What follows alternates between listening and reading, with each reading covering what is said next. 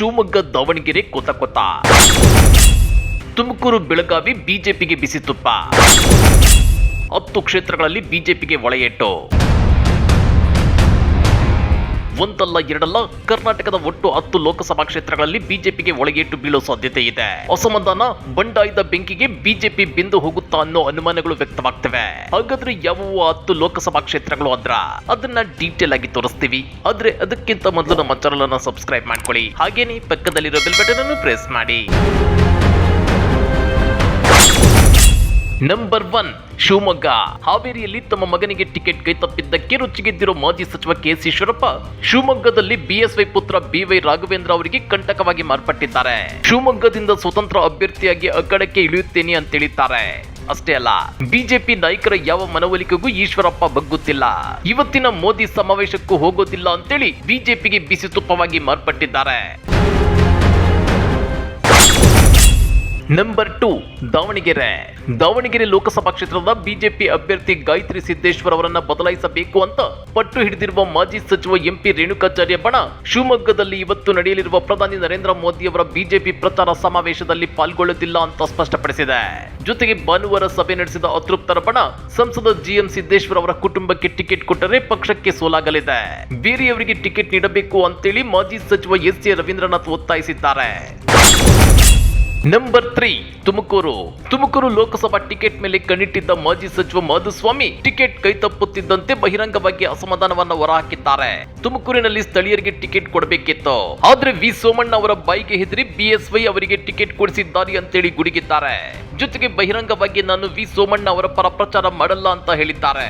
ಮತ್ತೊಂದು ಕಡೆ ಸೋಮಣ್ಣಗೆ go back ಘೋಷಣೆಗಳು ಕೇಳಿ ಬರ್ತಿವೆ. ಇದು ತುಮಕೂರಿನಲ್ಲಿ ಬಿಜೆಪಿಗೆ ಒಳೆಯೇಟು ಬೀಳುವಂತೆ ಮಾಡೋದು ಗ್ಯಾರಂಟಿ.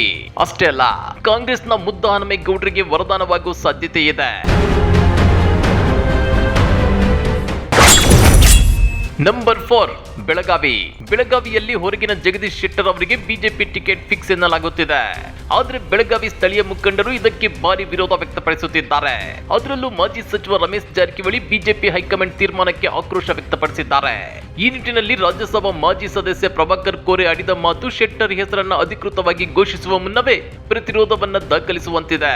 ಮತ್ತೊಂದು ಕಡೆ ರಾಜ್ಯಸಭಾ ಸದಸ್ಯ ಈರಣ್ಣ ಕಡಾಡಿ ಅವರ ಮೂಲಕ ಶೆಟ್ಟರ್ಗೆ ಟಿಕೆಟ್ ಕೊಡದಂತೆ ವರಿಷ್ಠರ ಮೇಲೆ ಒತ್ತಡ ತರೋ ಯತ್ನ ಕೂಡ ನಡೆಯುತ್ತಿದೆ. ನಂಬರ್ 5 ಹಾವೇರಿಯಲ್ಲಿ ತಮ್ಮ ಪುತ್ರನಿಗೆ ಟಿಕೆಟ್ ಸಿಕ್ಕಿಲ್ಲ ಅನ್ನೋ ಸಿಟ್ಟು ಮಾಜಿ ಸಚಿವ ಕೆಎಸ್ ಈಶ್ವರಪ್ಪ ರೊಚ್ಚಿಗೇಳುವಂತೆ ಮಾಡಿದ್ರೆ, ಮತ್ತೊಂದು ಕಡೆ ಸ್ಥಳೀಯ ಮುಖಂಡ ಬಿಸಿ ಪಾಟೀಲ್ ಕೂಡ ಟಿಕೆಟ್ ಕೈ ತಪ್ಪಿದ್ದಕ್ಕೆ ಕೋತ ಕುದಿಯುತ್ತಿದ್ದಾರೆ.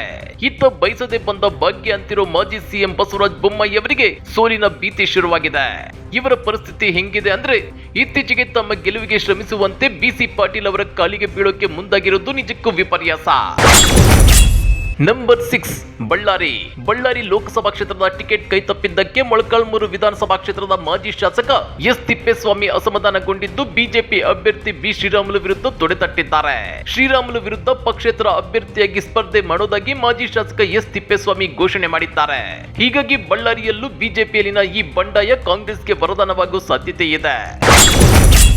ನಂಬರ್ 7 ಚಾಮರಾಜನಗರ ಲೋಕಸಭಾ ಕ್ಷೇತ್ರದಿಂದ ಬಿಜೆಪಿ ಅಚ್ಚರಿಯ ಆಯ್ಕೆ ಎಂಬಂತೆ ಕೊಳ್ಳೇಗಾಲದ ಮಾಜಿ ಶಾಸಕ ಎಸ್ ಬಾಲರಾಜ್ ಅವರಿಗೆ ಟಿಕೆಟ್ ಕೊಟ್ಟಿದೆ. ಇದು ಸಹಜವಾಗಿ ಚುನಾವಣಾ ರಾಜಕೀಯಕ್ಕೆ ನಿವೃತ್ತಿ ಘೋಷಿಸಿರೋ ಬಿಜೆಪಿ ಹಾಲಿ ಸಂಸದ ವಿ ಶ್ರೀನಿವಾಸ್ ಪ್ರಸಾದ್ ಅವರಲ್ಲಿ ಅಸಮಾಧಾನವನ್ನುಂಟು ಮಾಡಿದೆ. ಯಾಕಂದ್ರೆ ಶ್ರೀನಿವಾಸ್ ಪ್ರಸಾದ್ ಇಲ್ಲಿಂದ ತಮ್ಮ ಅಳಿಯ ಡಾಕ್ಟರ್ ಎನ್.ಎಸ್. ಮೋಹನ್ ಅವರನ್ನ ಅಖಾಡಕ್ಕಿಳಿಸಲು ಮುಂದಾಗಿದ್ರು. ಈ ನಡುವೆ ಡಾಕ್ಟರ್ ಎನ್.ಎಸ್. ಮೋಹನ್ ಸಿಎಂ ಸಿದ್ದರಾಮಯ್ಯನವರನ್ನ ಭೇಟಿಯಾಗಿದ್ದು ಕಾಂಗ್ರೆಸ್ನಿಂದ ಅಖಾಡಕ್ಕಿಳಿಯುವ ಸಾಧ್ಯತೆ ಇದೆ. ನಂಬರ್ 8 ಚಿಕ್ಕೋಡಿ ಲೋಕಸಭೆ ಕ್ಷೇತ್ರದ ಬಿಜೆಪಿ ಟಿಕೆಟ್ಗೆ ರಮೇಶ್ ಕತ್ತಿ ಅವರು ಆಕಾಂಕ್ಷಿಯಾಗಿದ್ದಾರೆ. ಇದೇ ಕಾರಣಕ್ಕೆ ಕೆಲ ದಿನಗಳಿಂದ ಕ್ಷೇತ್ರದಲ್ಲಿ ಓಡಾಟ ನಡೆಸಿದ್ರು. ಆದ್ರೆ ಈ ಬಾರಿಯೂ ಹಾಲಿ ಸಂಸದ ಅಣ್ಣಾ ಸಾಹೇಬ್ ಜೊಲ್ಲೆ ಅವರಿಗೆ ಬಿಜೆಪಿ ಟಿಕೆಟ್ ಸಿಕ್ಕಿದೆ. ಇದರಿಂದ ರಮೇಶ್ ಕತ್ತಿ ಅವರು ಅಸಮಾಧಾನಗೊಂಡಿದ್ದಾರೆ ಎನ್ನಲಾಗಿದೆ. ಅಸಮಾಧಾನಿತ ರಮೇಶ್ ಕತ್ತಿಗೆ ಕಾಂಗ್ರೆಸ್ ಗಾಳ ಹಾಕುತ್ತಿದೆ. ಈ ನಡುವೆ ಕಾಂಗ್ರೆಸ್ ಶಾಸಕ ರಾಜು ಕಾಗೆ ಅವರು ನೀಡಿರುವ ಹೇಳಿಕೆ ಭಾರಿ ಕುತೂಹಲವನ್ನ ಕೆರಳಿಸುತ್ತಿದೆ.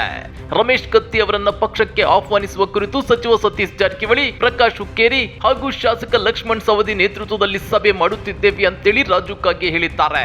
ಇದಷ್ಟೇ ಅಲ್ಲ, ಉತ್ತರ ಕನ್ನಡ ಮತ್ತು ಮಂಡ್ಯದಲ್ಲೂ ಹಾಲಿ ಸಂಸದರುಗಳಿಗೆ ಬಿಜೆಪಿ ಟಿಕೆಟ್ ಕೈತಪ್ಪಲಿದ್ದು ಈ ಎರಡೂ ಕ್ಷೇತ್ರಗಳಲ್ಲೂ ಬಂಡಾಯ ತಪ್ಪಿಸಿ ಬಿಜೆಪಿಗೆ ತಟ್ಟೋದು ಗ್ಯಾರಂಟಿ. ಇನ್ನ ಈ ಸಲ ಮೋದಿ ಅಲೆ ಕೂಡ ಕರ್ನಾಟಕದಲ್ಲಿ ಕುಗ್ಗಿ ಹೋಗಿದೆ.